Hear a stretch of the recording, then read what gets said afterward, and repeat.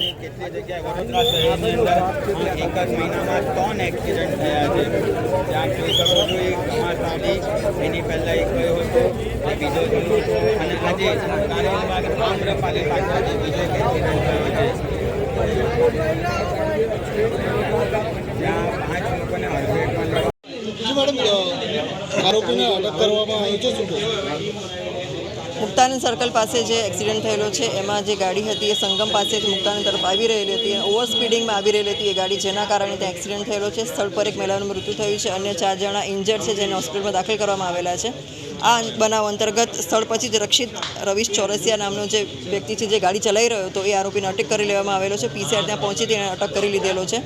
આ જે આરોપી છે રક્ષિત ચોરસિયા એ MSUમાં લોનો અભ્યાસ કરી રહ્યા છે. એની સાથે એનો મિત્ર હતો જેનું નામ છે મિત પ્રાંશુ ચૌહાણ, જેની ગાડી છે અને એ પારુલમાં અભ્યાસ કરી રહ્યા છે. બંને મિત્રો છે અને ઓવર સ્પીડિંગથી ગાડી ચલાવીને મુક્તાનંદ તરફ જઈ રહ્યા હતા ત્યારે એક્સિડન્ટનો બનાવ બનેલો છે.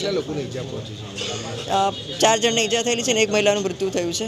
અને હાલ અમે લોકો બી બધી વિગતો મેળવી રહ્યા છીએ અને ફૂટેજ પણ કલેક્ટ કરી રહ્યા છીએ, જેના આધારે આગળની તપાસ થઈ શકે. આરોપી જે છે આ રક્ષિત ચોરસિયા વારાણસીમાં રહે છે, MSUમાં અહીંયા રહી અને PGમાં રહીને લોનો અભ્યાસ કરી રહ્યા છે. એ બધા ફૂટેજ કલેક્ટ કરીને આગળની અમે તપાસ કરી રહ્યા છીએ. ગાડી ઓવર સ્પીડ હતી અને ફૂટેજ અમે એકત્ર કરી અને આગળ કાર્યવાહી કરીશું.